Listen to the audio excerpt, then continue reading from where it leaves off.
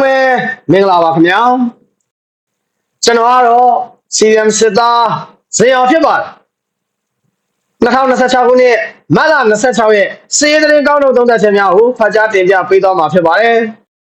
ကျွန်တော်ရဲ့ content ဗီဒီယိုလေးကိုလက်မလေးတွေထောင်ပြီး comment လေးတွေရေးပေးကြဖို့မေတ္တာရက်ခံပါရစေခင်ဗျာချင်းပြည်နယ်ဖလန်းမြို့နယ်အတွင်းမှာတော့ထိတွေ့တိုက်ပွဲပြင်းထန်ခဲ့ပါတယ်တမြန်လေးဟာဘားလုံကျေးရွာတစ်ဝိုင်းမှာရောက်ရှိတပ်ဆွဲနေတဲ့စစ်ကြောင်းဟာဖလန်းမြို့သို့ဦးတီထွက်ခွာလာခြင်းကိုချင်းတော်လိုင်းတပ်တွေကဟန့်စစ်ဆင်ခဲ့တာကိုတွေ့ရပါတယ်။အဆိုပါစစ်ကြောင်းဟာယခုမတ်လ10ရက်နေ့မှာကလေးဒေသကုကယ်စစ်ဌာနချုပ်ကနေတိုင်းရင်းမှတစ်စင်နေပြပါမှုတူဦးစီးတဲ့အင်အား200ဝန်းကျင်စတုထမြောက်စစ်ကြောင်းတစ်ခုဖြစ်ပြီးယခုတိုက်ပွဲဖြစ်စဉ်မှာအထိနာခဲ့ရပါတယ်။၎င်းဒီတဲ့ကြီးစင်ကိုတိုက်လေရင်တစည်းနဲ့ဘုံချတိုက်ခိုက်ပြီးပြစ်ကိုယူထားသလိုအဆိုပါညနေပိုင်းမှာတော့တယ်ယူပို့ဆောင်ရေးလေရင်တစည်းနဲ့ရိတ်ခါခရမ်းတို့90ကျော်ကိုလုံပန်ကျေးရွာနီးတို့လေသီးနဲ့ချပေးခဲ့ရတာရှိပါတယ်။လုံပန်နဲ့ပါတဲ့ကျေးရွာနီးမှာရှိတဲ့စစ်ကြောင်းကတော့ရိတ်ခါခရမ်းထုတ်ပို့ပြီးပါက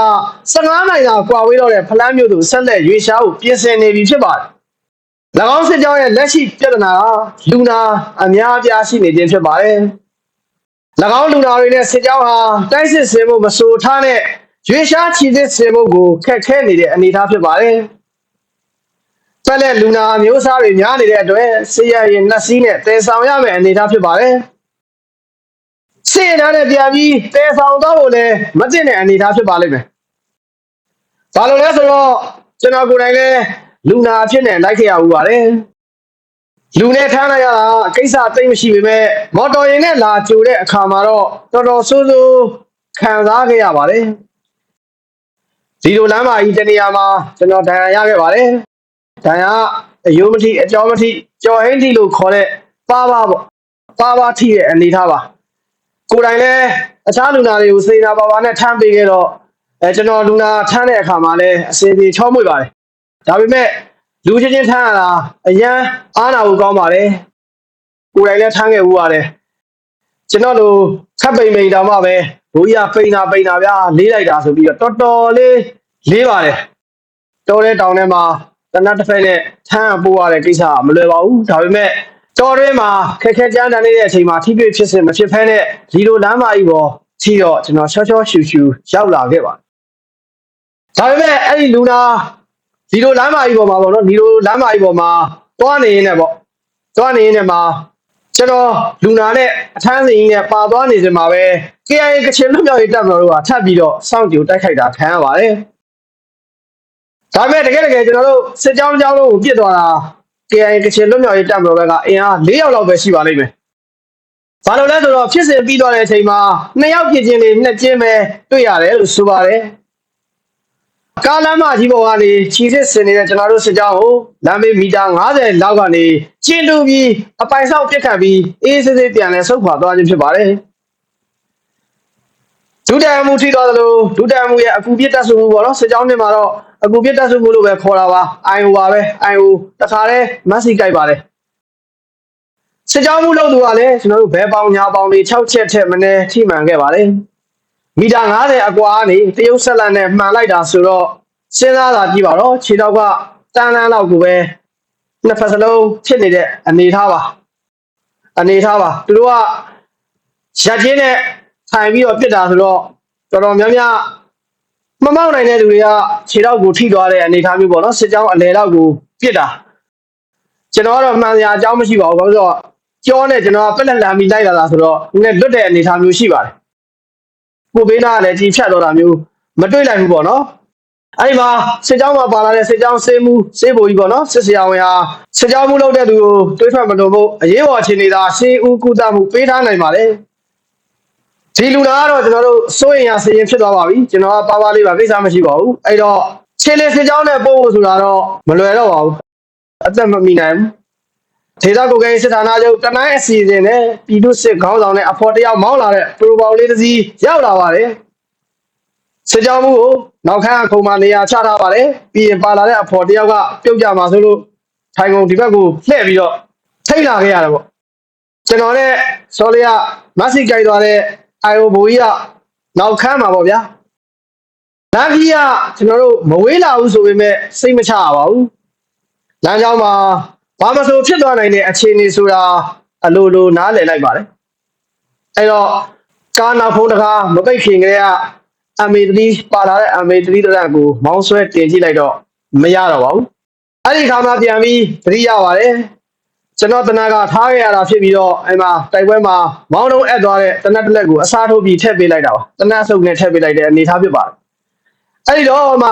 ရှင်မထဲမှာထည့်ထားတဲ့ခါးကြမှာမထိုးပါဘူးကျွန်တော်ခါးကြမှာထိုးရင်စနိုက်ပါတွေကြောက်လို့ခါးကြမှာမထိုးပါဘူးရှင်မထဲမှာပဲကျွန်တော်ကတော့များသောအားဖြင့်ပစ္စတိုကိုထည့်ထားပါတယ်အဲ့ပစ္စတိုသတိရပြီးလက်ထဲမှာပဲအသင့်အနေထားကင်ထားလိုက်ပါတယ်မောင်းတော့မတင်ရပါဘူးဘာလို့လဲဆိုတော့ကျွန်တော်တို့ရဲ့ pro ပေါင်လေးဟာကြောက်သားလမ်းမကြီးပေါ်မှာအရှိန်နဲ့ကစုံပေါက်ပြီးတော့ပြေးနေပါပြီမြင်းပြေးတယ်လို့ပြေးနေပါပြီဒေါ်လာလက်လေးမော်ဖိတ်နှလုံးထိုးထားတယ်စစ်ကြောင်းမှုစီရတောင်မြည်တန်တက်တယ်လေးကြားနေရပါပြီကျွန်တော်ကတော့ဘာမော်ဖိတ်မှမပါတော့ဘူးကုန်နေပြီအနာလည်းဟောင်းနေပြီဆိုတော့တာမန်ချိန်ဆိုရင်အော်ကြီးကျင်လောက်အောင်နာကျင်မှုပြီးရင်ခြေတော့ပတ်တရားမမြင်ရပေမဲ့သွေးတွေကလည်းထပ်ပြီးထွက်လာနေတယ်ဆိုတာလိုလိုခံစားရပါတယ်အော်ကျင်တာတော့မအော်ရပါဘူးဘာလို့လဲဆိုတော့အော်နေဒီကထူးခြားတဲ့ကားဆိုပြီးတော့လမ်းမှာဘာမှပြောလို့မရပါဘူးအဲ့ဒီလိုနဲ့တိမ်ကောင်တရားကိုရောက်တော့ထုံးစံတိုင်းပဲကျွန်တော်တို့ရဲ့လုံခြုံရေးဂိတ်တွေရှိလာပြီလုံခြုံရေးဂိတ်တွေရှိကမှစိတ်သက်သာရတယ်လို့နောက်ဆုံးအဲ့မှာမွေးနှကောင်စိတ်နဲ့စစ်ဆေးရုံပေါ့ပါကိုမြင်လိုက်ရမှစိတ်တုံးလုံးချလိုက်ရတော့တာဖြစ်ပါတယ်ဒါကြောင့်အခုချင်းပြည်နယ်လိုမြင်လာပြင်မှာဒီလိုလူနာတွေကိုစစ်ရင်တန်းနဲ့တဲမယ်ဆိုရင်အရှင်လက်လက်ငရဲဖို့တူဖြစ်နေမှာပါအော်နေရမှာပါမော်ဖိန်းပြဲသွားတဲ့အဖွဲ့ဆိုအော်မှာတချို့အယိုးထိထားတဲ့သူတွေဆိုရင်သေတမ်းပဲဘာမှလုပ်လို့မရတော့ဘူးအဲ့မှာတကယ်ငရဲခံရတယ်လို့ဖြစ်ပါလိမ့်မယ်ဆက်ရရင်မြို့တော်ဟာကပြည်နယ်လွှတ်တော်ကျင်းပခဲ့တယ်ယခုလမတ်လ20ရက်နေ့မှာခါမီခါသေး drone လေးစင်းနဲ့အသုံးပြုပြီးတိုက်ခိုက်မှုပြုလုပ်နိုင်ခဲ့တာကတော့အားလုံးသိရှိပြီးဖြစ်ပါလိမ့်မယ်တစ်ချိန်နဲ့တစ်ပြိုင်တည်းမှာပဲပြည်နယ်အစိုးရရုံးကို drone 2စီးနဲ့တိုက်ခိုက်နိုင်ခဲ့ပြီးဖျောက်ဌာနပိုင်းမော်တော်ယာဉ်2စီးပျက်စီးရုံးမုံပျက်စီးဝန်ထမ်းမျိုးသမီး2ဦးဒဏ်ရာရမစိုးရိမ်ရနဲ့စစ်ကောင်စီတပ်သား2ဦးစိုးရိမ်ရဒဏ်ရာအသီးသီးရရှိခဲ့ပါတယ်ပြည်နယ်လွှတ်တော်မှာတော့ drone ကပျက်စီးလွှတ်တော်အစားအဝတ်မိုးပေါက်ပြဲစစ်ကောင်စီတပ်သား3ဦးမစိုးရိမ်ရဒဏ်ရာအသီးသီးရရှိခဲ့ပါတယ်ရုရှားနည်းပညာမြင့်anti-drone system ကိုပါဖျက်ဆီးနိုင်ခဲ့တဲ့ချင်းတော်လိုင်းရေးတပ်တွေရဲ့ drone နည်းပညာဟာအဆင့်ထပ်ပြီးညှစ်လိုက်နိုင်တဲ့အနေအထားကိုတွေ့ရပါတယ်။နေပြည်တော်ပါတိုင်းနယ်ပြည်နယ်14ခုအားလုံးလုံနေချိန်မှာချင်းပြည်နယ်တစ်ခုအတွင်းမှာသာလွှတ်တော်တွေကိုအချိန်ကိုက်တိုက်ခိုက်နိုင်ခဲ့ခြင်းဖြစ်ပါတယ်။တစ်ချိန်နဲ့တစ်ပြိုင်တည်းရခိုင်ပြည်နယ်စစ်တွေမြို့မှာပါတိုက်ခိုက်မှုဖြစ်ပွားလိမ့်မယ်လို့မျှော်မှန်းထားခဲ့ပေမဲ့မတွေ့ခဲ့ရပါဘူး။မကြခင်တီးခံရတော့မယ်အနေအထားရှိပါတယ်2026ခုနှစ်အတွင်းမှာကြည့်ရင်ယူဟာမြောက်အဆုံးဖြတ်တိုက်ပွဲကြီးတွေရှိတဲ့စစ်မျက်နှာတွေဟာတဖြည်းဖြည်းချင်းနှဲပါလာတာကိုတွေ့ရပါတယ်ရှမ်းမစစ်မျက်နှာ၎င်းနဲ့မိုးကုတ်ဟာပြီးဆုံးတဲ့လောက်ဖြစ်ခဲ့ရပါပြီမိုးကုတ်ကတော့မပြီးဆုံးသေးပါဘူး၎င်းကတော့ပြီးဆုံးတဲ့လောက်နီးပါးဖြစ်နေပါပြီကချင်ပြည်နယ်မှာဆိုရင်ပမောစကိုင်းတိုင်းမှာဆိုရင်ကတာထိကြိုက်ခရနီပြည်နယ်မှာဆိုရင်ဖားဆောင်မော်ချီပဲခူးတိုင်းထဲမှာဆိုရင်ကျွန်တော်စစ်တောင်းမြေဝမ်းအရှိချမ်းအနောက်ချမ်းမှာဆိုရင်ညောင်ကျိုးကရင်ပြည်နယ်မှာဆိုရင်ဖာပေါ်မြဝတီဖလူမင်းလက်ပံကဲဝလဒေသမှာတဝဲတရချောင်းဝင်းဝနဲ့မောတာမြို့ဝကျွန်းပေါ်ဒေသမှာဆိုရင်မြောက်စမ်းနဲ့တာပေါင်းရခိုင်မှာကြောက်ဖြူစစ်တွေမကွေးတိုင်းထဲမှာဆိုရင်နိုင်ရကန်နဲ့ပေါ့ချင်းပြည်မှာဆိုရင်ဖလန်းတို့ပဲကြီးကြီးမားမားရှိနေတော့တာဖြစ်ပါတယ်အဆိုပါနေရာတွေမှာစစ်ကောင်စီဟာတိုက်စစ်ခံစစ်ခြီစစ်ကိုအင်အားများများဆန်းဆန်းနဲ့အသုံးပြုထားတာကိုတွေ့ရပါတယ်။ကျန်ဒေသတွေမှာတော့စစ်ကြောင်းငယ်လေးတွေနဲ့နေရာအနှံ့တပ်ဖြန့်ထားပြီးလေကြောင်းရင်းတော်မှုနဲ့စိုးမိုးထိန်းချုပ်ထားခြင်းများတာဖြစ်ပါတယ်။အရှေ့လယ်ပိုင်းစစ်ပွဲကိုကြည့်ရင်စူပါပါဝါအမေရိကန်ရဲ့တန်ဖိုးမြင့်စစ်လက်နက်တွေကိုအီရန်ရဲ့တန်ဖိုးကျစစ်လက်နက်တွေနဲ့ရေရှည်မရှင်နိုင်မဲ့အခြေအနေမျိုးရှိနေတာကိုတွေ့ရပါတယ်။စစ်ရေးကုန်ကြမှုနဲ့တွက်ချက်ခြင်းသာဖြစ်ပါတယ်အမေရိကန်လိုအာကာသထိနေဆက်ထားနိုင်တဲ့နည်းပညာကိုတော့အီရန်လိုနိုင်ငံကဘလို့မှမရှင်နိုင်ပါဘူးဝတ်သားနဲ့ထင်မောင်ရင်လဲနေရတဲ့စင်နီးပြူပါကိုတွေ့ရပါတယ်အခုကျွန်တော်တို့ဒေါ်လာရေးတက်တွေကလည်းဒီနည်းနည်းတွေကိုတွေ့ရပါတယ်စစ်တပ်ဟာပြည်ဖြိုးမြဲ စွန့်ရင်လို့ခေါ်ရမယ်လူသစ်စုထားတော့တစ်လ9000နှုံးနဲ့တွားနေတာသူတို့ဒီအင်အားကျွန်တော်တို့ဘလောက်တက်ရော့မသွားတဲ့အနေအထားမျိုးဖြစ်ပြီးကျွန်တော်တို့ရဲ့တန်ဖိုးမြင့်အရေးချင်းမြင့်တော်လိုင်းရေးတပ်သားတွေအကြောင်းမဲ့ရလည်းမရှိဘဲနဲ့မဆုံးရှုံးမှုတော့ကျွန်တော်တို့ဒီတချို့နေရာတွေကနေစုတ်ခွာတာဟန်းစစ်စင်တာခွာစစ်စင်တာဒါမျိုးတွေတော့ရှိနေဦးမှာပဲဖြစ်ပါတယ်တကယ်ကြည့်ပါကျွန်တော်တို့ဒီမေဥဒေါ်လာရေးနဲ့စစ်ကောင်စီကိုပဲကြည့်ပါမေဥဒေါ်လာရေးဟာပညာတဲ့လူသားအရေးကြီးတွေနဲ့စတင်ဒေတီခဲ့တာမို့အစောပိုင်းကာလတွေမှာရုံးနည်းပညာနဲ့စစ်ရေးအသာတွေရရှိလာခဲ့ပါတယ်စစ်ကောင်စီဟာအရာရာနောက်ကျတယ်ဆိုပေမဲ့တစင်ချင်းနောက်ကနေဖြည်းဖြည်းချင်းလိုက်လာတာကိုတွေ့ရအောင်ပထမ anti drone system drone ခတ်တွေကြပြာကတိတက်စင်ပြီးနောက်ပိုင်းမှာ drone operation team နေနဲ့ထိုက်ခိုက်ရဲ့အတွင်းတဖြည်းဖြည်းချင်းပြောင်းလဲလာနိုင်ခဲ့ခြင်းဖြစ်ပါတယ်တော်လိုင်းရေးတပ်တွေဘက်ကဤပညာမြင့်စစ်စင်ရေးတွေစတင်နိုင်ခဲ့ပြီမဲ့တနိုင်ငံလုံးလို့ထင်ထားသလောက်ပြန့်နှံ့လာတာမျိုးမတွေ့ရပါဘူးဘာသာရေးကြောင့်လို့ပြောလို့ရပြီမဲ့ဤပညာလက်ဆင့်ကမ်းမှုလဲညှော်မှန်းထားသလောက်အားမကောင်းခဲ့ဘူးလို့သုံးသပ်ရပါတယ်လုံခြုံရေးရာဤပညာမမျှဝေတာလည်းဖြစ်နိုင်သလိုပုဂ္ဂိုလ်ဆွဲနယ်မြေဆွဲအဖွဲ့ဆွဲအစွဲမျိုးစုံရှိနေတာကလည်းကျွန်တော်တို့မြန်မာတွေရဲ့ UNESCO ကိုတင်သွင်းရမယ် drum မဲ့ရည်ကြီးမှုတစ်ခုဖြစ်လို့နေပါတယ်ဂျူဟာမြောက်တိုက်ပွဲကြီးတွေနဲသွားလို့မရှိတော့လို့စိတ်သက်အင်အားရော့ရမှာလားဆိုတော့လုံးဝမဟုတ်ရပါဘူးတနိုင်ငံလုံးမှာပြန်ကျဲနေတဲ့တော်လှန်ရေးအင်အားစုတွေဟာတိုက်ပွဲဝင်အစ်စ်ချန်ခွဲဆေလွတ်ထားတယ်လို့အနေအထားမျိုးရှိနေပါတယ်စစ်ကောင်စီကအင်အားကြီးလာလို့အရေးတာလာလို့လက်လျှော့လိုက်ရမှာမျိုးလဲမဟုတ်သေးပါဘူးမိစ္ဆာစစ်တပ်ကိုဒီအတိုင်းလွတ်ထားလိုက်ရင်တကိုးထွားလာမှာဖြစ်ပါတယ်အပိဓာတိုက်ထုတ်မနိုင်တော့အင်အားချိနဲ့နေအောင်ဒီမျိုးစုံအသွင်မျိုးစုံခန္ဓာမျိုးစုံနဲ့ဆက်လက်တိုက်ပွဲဝင်နေရမှာဖြစ်ပါတယ်စစ်ရေးရဗန္ဒာရေးရတော်လိုင်းရေးဘက်ကအကြပိုင်းရောက်နေတယ်ဆိုတာလက်မခံလို့မရပါဘူးအဓိကစိတ်ဓာတ်ပိုင်းဆိုင်ရာကြာဆင်းလို့မရတာပါတော်လိုင်းရေးရေကြီးနေတဲ့ကာလမှာဝေးရတယ်လို့ပဲယခုကာလမျိုးမှာမလျှော့သောအားပေးမှုမျိုးနဲ့ရှိနေကြရမှာပါတကယ်မြေပြင်ဖွဲ့တွေစိတ်ဓာတ်ကြသလားဆိုတော့အများကြီးကြမနေတာကိုတွေ့ရပါတယ်။ဘာကြောင့်လဲဆိုတော့မြေပြင်မှာလှုပ်ရှားနေတဲ့လူတွေကမိုတီထက် reality သမားစစ်တွေများပါတယ်။အနေကအချိန်ကာလကိုသဘောပေါက်နားလဲခံယူချက်မြင်မာသူတွေလည်းဖြစ်ကြပါတယ်။လက်ရှိအနေထားကြောင့်စစ်ကောင်စီဟာပုံပြောင်းဆိုးရကိုခေါင်းတွေခြေလက်တွေတက်ပြီးရင်စစ်နိုင်တယ်လို့တည်ငြိမ်အေးချမ်းနေလျောင်ဝါဒဖြန့်လာတော့မှာဖြစ်ပါတယ်။ဒီနေထားကိုစစ်ကောင်စီမျှော်မှန်းထားသလိုမဖြစ်ရလေအောင်ဆက်လက်တိုက်ပွဲဝင်ကြအောင်ပါပါအားလုံးစုစည်းကြဖို့မလွယ်ရင်ဟန်ချက်ညီတဲ့စီးရဲဖော်ဆောင်မှုလုပ်နိုင်ရတော့မှာဖြစ်ပါမစုစည်းရင်နေပါသည်ဟန်ချက်ညီဖို့အရေးကြီးပါတယ်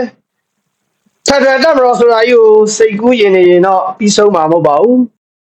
FBNCC လိုအစင်လာရာရောတဘာရာရောမူဝါဒရာရောအင်အားရပါကြီးမားတဲ့အဖွဲ့တွေတောင်အလဲကျစစ်ဦးစီးချုပ်ကဏ္ဍဆိုတာကိုဆွေးနွေးကြတယ်ဆိုတာမျိုးမကြားမိသေးပါဘူးဒီတော့အလန်းကျရင်အလဲလက်ပါတယ်ဝါမရှိဘဲနဲ့ဝိလုံလို့လည်းမရပြန်ပါဘူးစစ်တပ်ကပြိုမှာပါကိုရီးယားဖြိုနေလို့ပြန်ပြီးတောက်ခံနေတာပါလက်ဖြန်တစ်ပတ်ခါဆိုရင်အဝေမတက်တာတွေထပ်ဖြစ်လာပါလေဦးမယ်ကျွန်တော်တို့စုစည်းနေဖို့ရှင်သန်နေဖို့ကအရေးအကြီးဆုံးဖြစ်ပါကတိကြီးနဲ့မြကြီးနားလေစိတ်ကိုတော့ drone ခတ်တွေရောပိုက်ကုန်တွေနဲ့ချင်းအောင်တွေပါထောင်ပြီးတော့ပြန်လဲပြည့်စွဲဖို့ပြင်ဆင်နေပြီဖြစ်ပါတယ်ညပိုင်းတိုင်းစစ်တပ်ချုပ်နေပြည်တော်ပတ်သက်ပြီးစစ်တော်ဘီတွေကဒဏ်ပြန်ဝါဒဖြတ်နေတာတွေဇက်တိုက်ပြုလုပ်လာပါတယ်ဝါဒဖြတ်တာနဲ့စိတ်ဓာတ်စစ်စစ်လုပ်တာမတူပါဘူးဒီကြောင့်အသေးစိတ်ထပ်မံရှင်းလင်းတင်ပြပါမယ်ရှေ့ရတဲ့တော့ဗမော်မြကြီးနားသွားတဲ့လမ်းစခန်းတွေကိုပြန်လဲသိမ့်ပိုက်ရရှိခဲ့တယ်ဆိုပြီးမဟုတ်မမှန်ဝါဒဖြတ်ခဲ့ပါသေးတယ်တဆက်တဲ့ဆိုသလိုအင်အားတပြေးပြေးချင်းကောင်းလာတဲ့ဝရာဇတ်ပြည်သူစစ်ခေါင်းဆောင်မင်းစီတန့်ကလည်းဂျာမနီနိုင်ငံတို့ပခုံးတန်းလောင်ချာတစ်လက်ကိုထုတ်ပြလာတာရှိပါမရှိမတော့မှာပဲမြကြီးနားမြို့ထွက်ကအကျဲပတ်ချလဲမှာ AI ကချင်လွတ်မြောက်ရေးတပ်မတော်ရဲ့ခြေကုပ်စခန်း၅ခုကိုသိမ့်ပိုက်ရရှိဆိုတာမျိုးကိုပါတွေ့ရပါတယ်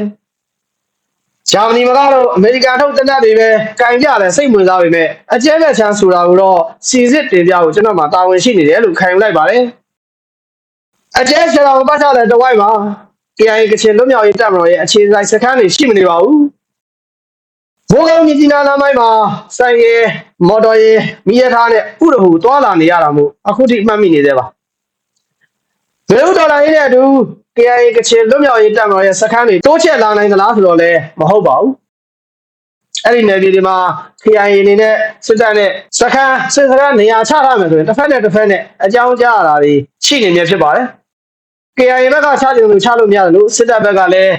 းလှုပ်ရှားမယ်သွားလာမယ်ဆိုရင်နှစ်ဖက်တပ်တွေဒါပြောနေရမြဲပဲဖြစ်ပါအကျဲရဲ့အလွန်ကျွန်တော်နမ်မလီဘက်ချမ်းလက်ခေါနဲ့မရန်ကြားမြေထားလမ်းမြောက်ဘက်မလိခတဝိုက်မှာတော့ KIA ကချင်လွတ်မြောက်ရေးတပ်မတော်ရဲ့စခန်းတွေရှိနေပါတယ်ဒီရဲ့ရပိုင်းကအကျဲစုတောင်းလုံးမှာတပ်ဆွဲထားတာကို KIA ကချင်လွတ်မြောက်ရေးတပ်မတော်ဘက်ကလက်နက်ကြီးနဲ့ပစ်ခတ်လို့အမှတ်27ခြေလင်းတပ်ရင်းဟာဒုတိယတပ်ရင်းမှုမက်ဆီကြိုက်တယ်ဆိုတာကိုမကျေနပ်လို့စစ်စခန်း9ခုသိမ်းတယ်ဆိုပြီးထံမြန်ဝါဒဖြန့်တာဖြစ်ပါလိမ့်မယ်ကျွန်တော်တိုင်းဘူကြီးတထောက်ဘူကြီးလောက်ရလို့တိုင်းစစ်ဌာနချုပ်ကိုခရီးရှည်ခရီးလိုမိမိအစီအစဉ်နဲ့တွားလာတိုင်းအဲ့လိုလုံခြုံရေးဂိတ်တွေစစ်ဆေးဂိတ်တွေရောက်ရင်အပေါ်ပါသွားခြေစမ်းလက်ထက်လုပ်ရင်သတင်းပလင်းလေးတွေစုံစမ်းရအောင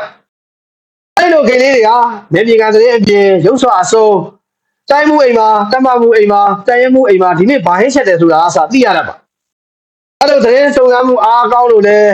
းစိတ်တော့မအံ့ဩပါနဲ့ဘာဟင်းချက်လဲဘယ်လိုသိရလဲဆိုရင်ကျွန်တော်တို့ဝက်စာသမင်းညာဟင်းညာယူတဲ့သူကိုမေးကြည့်ရင်သိရပါဒီလိုပဲတချို့ခေါင်းကြီးပိုင်းတွေမှာလည်းမဟုတ်ပါဘူးသူတို့ကားသမားရင်မောင်းပေါ့နော်ရင်မောင်းပြီးရင်သူတို့အိမ်မှာလုပ်တဲ့လက်တို့လက်တောင်းခိုင်းတဲ့သူတွေကိုမေးအချင်းအားဖြင့်လည်းတချို့သတင်းတွေကဆက်ဆက်ပြီးတိကျလို့ရတာရှိပါဒါကြောင့်သတင်းဆိုတာကျွန်တော်တို့ယူတတ်ဖို့ပဲလိုပါတယ်အဲ့ဒီလိုလုံခြုံရေးဂိတ်စစ်ဆေးဂိတ်တွေတွေ့ရင်ဝင်လေးရှိပေမဲ့အကျဲဂိတ်ကိုတော့တစ်ခါမှမဝင်ဖြစ်ပါဘူးဘာလို့လဲဆိုတော့စစ်သားချင်းချင်းတောင်အဲ့လိုကြောတင်းနေရင်သဘောပေါက်ပေါ့ဗျာစိတ်ကိုပုံမလာလို့ကိုမဝင်တာပါဘုံချင်းညုံနဲ့အင်တော်ကြီးဒေသမှာတော့စစ်ကောင်စီနဲ့ရှမ်းပြည်ပြည်သူစစ်တွေအထိနာခဲ့ရပါတယ်အင်တော်ကြီးနယ်မြေတစ်ခုလုံးကိုနှုံးတုံပြူဟာစခန်းနဲ့နံမွန်းတောင်ထိပ်မှာရှိတဲ့လက်နက်ကြီးစခန်းဟာအချက်အချာမြေပဲဖြစ်ပါတယ်အဲ့ဒီလုံးတုံဂိတ်ကိုလည်းသွားရင်လာရင်ကျုံလို့ရေတောင်ဝင်မတော့ပါဘူးအင်းတော်ကြီးဒေသရဲ့အနောက်ဘက်ကမှာရှိတဲ့လုံးတုံပြူဟာစခန်းကိုခြေကုပ်ယူထားနိုင်တဲ့ဘက်ကသာအင်းတော်ကြီးနယ်မြေကိုထိန်းချုပ်နိုင်မှာဖြစ်ပါတယ်။အင်းတော်ကြီးဝေခါကာလာမိုင်းမှာပြူဟာမြောက်တည်ရှိနေတဲ့လုံးတုံစခန်းရဲ့ကာကင်းတွေကို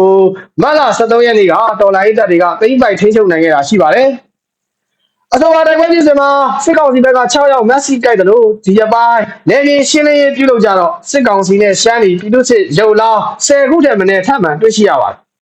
အဲ့ဒီအထဲမှာတပ်စုမှုအဆင့်ထက်မနှိမ့်တဲ့ရိုးလောင်းတွေမှာပြစ်စုံနဲ့မိမိကိုမိမိစူစိုက်လုပ်ထားတဲ့အခြေအနေတွေတွေ့ရတယ်လို့လည်းဆိုကြပါတယ်။ဘုံကြီးမျိုးတွေဟာတနိုင်ငံလုံးအနေနဲ့ခြုံကြည့်ကြည့်ရရင်ရှမ်းလူမျိုးတွေအများဆုံးနှီးတင်းနေထိုင်ကြတဲ့မြို့နယ်တွေထဲမှာတစ်ခုအပါဝင်ဖြစ်ပါတယ်။ရခိုင်ပြည်နယ်ကြောက်ဖြူမြို့နယ်အတွင်းမှာလည်းထိတွေ့မှုတွေရှိနေပါသေးတယ်။စစ်ကောင်စီဟာကြောက်ဖြူနဲ့ရန်ပြဲမြို့နယ်ကြားမှာရှိတဲ့အာရခတပ်ဆွတ်လွတ်ခဲ့ရတဲ့စခန်းနေရာတချို့ကိုဝင်ရောက်နေရာယူထားလာနိုင်တာတော့ရှိပါတယ်။ယခုလိုခြေကုပ်ပြန်လဲရယူလာနိုင်တာကိုတိုက်ခိုက်သိမ်းပိုက်ရရှိဆိုတဲ့ပုံစံမျိုးနဲ့စိတ်ဓာတ်စစ်စေးပြုလုပ်လာခြင်းဖြစ်ပါတယ်။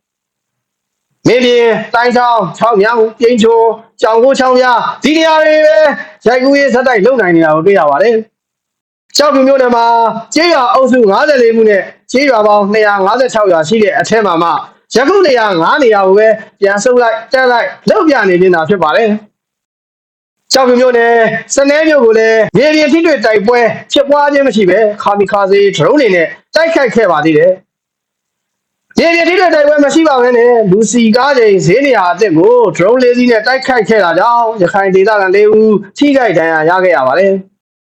ကြောက်ပြမျိုးနဲ့တောင်ပဲဆွနေရာတွေထိပါလက်နက်ကြီးဒရုန်းစတာတွေနဲ့အကြောင်းမဲ့ပစ်ခတ်ဖျက်ဆီးနေခြင်းဖြစ်ပါတယ်ကြောက်ပြူစစ်မျက်နှာကိုကြည့်ရရင်အာရခတပ်ဘက်ကတိုက်စစ်အချိန်ချော့ချထားတဲ့အချိန်မှာကိုပဲစစ်ကောင်စီဟာကြောက်ပြူမျိုးပေါ်ကွက်ကွက်လေးနဲ့ဇေချောင်းနီးတစ်ဝိုက်မှာသာအကန့်အသတ်နဲ့ချမ်းကျက်လှုပ်ရှားနေနိုင်သေးတာကိုတွေ့ရပါတယ်။ပဲခူးတိုင်းရှေ့ချမ်းညောင်လေးပင်မြို့နယ်ဇေယျကွင်းကြီးကတိုက်ပွဲကတော့ပြင်းထန်နေသေးတာရှိခဲ့ပါသေးတယ်။စစ်ကောင်စီဘက်ကတော့လက်နက်ကြီးစက်တပ်လေးနဲ့ပြည်အားရယူပြီးကျေးရွာတဲမှာပိတ်မိနေတဲ့သူ့လူတွေကိုပြန်ပြီးဆွဲထုတ်နိုင်ရေးစ조사နေတာကိုတွေ့ရပါတယ်။နှစ်ဖက်အထိကအကြရှုံးများနိုင်ပြီးစစ်ကောင်စီဘက်ကအထိနာနေတဲ့အနေအထားမျိုးဖြစ်နိုင်တယ်လို့ခန့်မှန်းရပါတယ်။မန္တလေးတိုင်းဗပိတ်ကျင်းမြို့နယ်တကောင်းကနေခြေစစ်ဆင်လာတဲ့စစ်ကြောင်းတွေကတော့ မောင်ကုန်းဒီကယ်ဆက်ယုံဤထိရောက်ရှိလာပြီဖြစ်ပါတယ်တရုတ်လုပ်ငန်းရှင်တွေကြိုတင်ခံမှန်းခဲ့သလိုပဲဆက်ယုံဝင်းကျင်တစ်ဝိုက်မှာတိုက်ပွဲကြီးကြီးမားမားဖြစ်ပွားခြင်းမရှိပဲပြီးဆုံးသွားပါလိမ့်စစ်ကောင်စီရဲ့တကောင်းလွန်တိုက်စစ်အားတော်လိုင်းရေးတပ်တွေဘက်ကဆုံးရှုံးမှုကြီးမားပါတယ်စကိုင်းတိုင်းကချင်ပြည်နယ်နဲ့ရှမ်းပြည်နယ်မြောက်ပိုင်းနယ်မြေတွေရဲ့စုံချက်နေရာကိုလက်လွတ်လိုက်ရခြင်းဖြစ်ပါတယ်တကောင်းပါဒီမြောက်ဘက်တို့ဥတီရွေရှားနေတဲ့စစ်ကြောင်းဟာထိကြိုက်တဲ့ပြည်အတွင်းသို့နှဆိုင်စွာထိုးဖောက်ဝင်ရောက်လာနေသလိုအရှိဘက်တို့ရွေရှားနေတဲ့စစ်ကြောင်းဟာလည်းတွင်းငယ်မိုးကုတ်လမ်းပိုင်းကိုလည်းယာနှုံးပြည့်ဒီပါထိန်းချုပ်လိုက်နိုင်တာကိုတွေ့ရပါတယ်ဘုံဘုံနဲ့အတွင်းမှာတော့ကျောက်စင်ဘော်မနေမြေကတော်လိုင်းတပ်တွေဟာစနစ်တကျအောင်မြင်စွာဆုတ်ခွာခွင့်ပြုလိုက်ပြီးဖြစ်ကြောင်းတရားဝင်ထုတ်ပြန်ကြေညာလာခဲ့တာကိုတွေ့ရပါတယ်ခွာစစ်ဆရာမဲ့စစ်ကြောင်းတွေအတွက်တနေရာလဲလာရှိပါတယ်ဒါကတော့ပြောင်ကောင်းဘာနာဒေတာပဲဖြစ်ပါတယ်အဆိုပါနေရာကိုခံစစ်နေရာတွေအဖြစ်ပြောင်းရွှေ့ခဲ့မယ်ဆိုရင်တော့တော်လိုင်းရေးတပ်တွေအတွက်အုပ်ချုပ်ထောက်ပံ့မှုလမ်းကြောင်းတွေဟာပိတ်ဆို့ဖြတ်တောက်ခံလိုက်ရပြီဖြစ်ပါတယ်ဆက်လက်ခံစစ်ဆင်နိုင်မယ်ခံစစ်ဆင်သူဘက်ကအသာစီးရမယ်မြေဒေသမျိုးဖြစ်ပေမဲ့အင်အားရိတ်ခါခဲယမ်းစေဝါခြေတင်းနိုင်မယ်အစီအမံအခြေအနေဖန်တီးနိုင်ခွင့်နှဲပါသွားပြီဖြစ်ပါတယ်စစ်ကောင်စီဘက်မှလည်းယခုလိုမျိုးအခြေအနေမှာခံစစ်တွေဖြစ်သွားတာပေမဲ့လေကြောင်းရင်းတာမှုရှိတာကြောင့်လေကြောင်းထောက်ပံ့မှုနဲ့အတူတူပြန်လည်တိုက်စစ်ဆင်နိုင်စွမ်းရှိလာခဲ့တာမျိုးဖြစ်ပါတယ်ဒါကြောင့်တော်လိုင်းရေးတပ်တွေအနေနဲ့အဆိုပါနေရာသစ်မှာကြာရှည်စွာခံစစ်ဆင်နိုင်ဖို့ခဲရင်းပါလိမ့်မယ်။ပြည်ငယ်မိုးမိတ်လမ်းကြောင်းကတပ်တွေကိုထိုးဖောက်ပြီးမိုးမိတ်လို့မဟုတ်ထိကြိုက်နေမြေတွေအတွင်းသို့ရွှေ့ပြောင်းမှုမဖြစ်မနေပြုလုပ်ကြရမှာဖြစ်ပါခံစစ်ဒီလိုဟာနဲ့အတကြယခုထိမရှိသေးပေမဲ့တိုက်စစ်အတွင်ရှိတဲ့ခြီစစ်ခန္ဓာကိုအကျွမ်းတဝင်ဖြစ်နေတာကြောင့်အောင်မြင်စွာဖောက်ထွက်နိုင်ပါစေဆိုပြီးဝိညာဉ်အားပေးစောင့်ကြည့်ရမှာပဲဖြစ်ပါတယ်။ချက်တော်မာလာကတော့ခွဲစိတ်မှုအောင်မြင်တယ်ဆိုပြီးတမြန်လေးကအစည်းအဝေးတစ်ခုပြုလုပ်တာရုပ်လုံးထုတ်ပြလာပါတယ်။မလာ20ရက်နေ့မှာခွဲစိတ်တယ်23ရက်နေ့မှာထုတ်ပြန်ကြေညာချက်ထုတ်ပြန်ပြီး24နာရီအတွင်းမှာပဲသူတို့ရဲ့ဝါဒဖြန့်မီဒီယာတွေကနေရုပ်လုံးပြလာခဲ့ခြင်းဖြစ်ပါတယ်။ထုတ်ပြန်ကြေညာချက်မှာအိန္ဒိယပါရဂူဆရာဝန်တွေနဲ့2နာရီကြာတဲ့ခွဲစိတ်မှုဆိုတော့ Major Operation ပုံစံမျိုးလို့ကျွမ်းကျင်သူတွေကတွက်ဆကြပါတယ်အယိုးကင်စာဆိုတဲ့သတင်းတွေတော့ဖတ်ပေါ်လာခဲ့ပါသေးတယ်။ချက်တော်ဘာနာလက်ဖက်ကြောင့်စိုးဝင်းတို့ဟာကာလရှည်ကြာပျောက်ကွယ်တတ်နေရှိပြီးသတင်းမျိုးစုံဖတ်ပေါ်ပြန့်နှံ့လာပြီးကမှရုပ်လုံးထွက်ပြီးတော့ပြလာလေရှိပါ။တစ်ချိန်တစ်ချိန်မဟုတ်တော့ပါဘူး။တော်လိုင်းရေးကဘာရင်နိုင်ငံရေးစစ်ရေးသုံးသပ်သူများကိုကောလာဟာရလိုရာပေါင်သွင်းပြီးပြောဆိုနေသူများဖြစ်အောင်ပုံဖော်လာနေတာကိုသတိထားမိကြမယ်ထင်ပါတယ်။လွှတ်တော်ခရာတွေတာမတာတွေဒုတိယတာမတာတွေတက်ထုတ်နဲ့အစိုးရအဖွဲ့ဝင်တွေပါမကြံနောက်ဆုံးတိုင်းနယ်ပြည်နယ်ဝင်ကြီးချုပ်အမည်စင်းတွေပါပေါက်ကြသလိုလိုအတိတ်စိမ့်လိုပေါ်ထွက်လာခဲ့ပေမဲ့အတိတ်တည်ထထားပြီးရက်ဖက်တက်ဖက်အုပ်ချုပ်ရေးမှာအခရာကျလာမဲ့အတိုင်းအမြံကောင်စီအုပ်စုကိုတော့ဘလို့မှမကြားရမမြင်ရသေးဘူးဖြစ်နေပါတယ်အဆိုပါဥက္ကဋ္ဌနဲ့အတွင်းမှုအပါကျွန်တော်ပြောတဲ့9ဦးကော်မတီအဖွဲ့ဝင်တွေရဲ့တတ်မှတ်အရည်ချင်းကိုလည်းကြီးကြားထုတ်ပြန်လာတာမတွေ့မိရသေးပါဘူးလက်ရှိမှာတော့ကျွန်တော်ပါလာဒီနေ့26ရက်နေ့မနေ့တော့တမတော်နေ့ဆေးပြဟာတယ်ပြီးတော့ပါတော့ဒီနေ့26ရက်နေ့မှာနားပါတယ်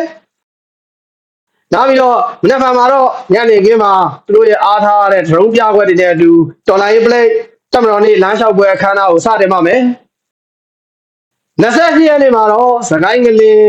အောင်မေတရိယဗန်နေချင်းအထိမ်းအမှတ်လုပ်ပါမယ်29ရက်နေ့အကောင်နားပါမယ်30ရက်နေ့မှာတော့ဒုတိယတမ္မတထေပေါ်ထွက်လာပြီးတမ္မတတယောက်ပေါ်ထွက်လာကမင်းအောင်လိုက်လဲရုပ်လုံးထွက်ပြဖို့တော့စီစဉ်နေတယ်လို့သိရှိရကြောင်းသုံးသပ်တင်ပြလိုက်ရပါတယ်ခင်ဗျာစလည်းဆုံးနားထောင်ပေးတဲ့အတွက်ကျေးဇူးအများကြီးတင်ပါတယ်စိုက်ပွဲရှိရင်အောင်ပွဲရှိတယ်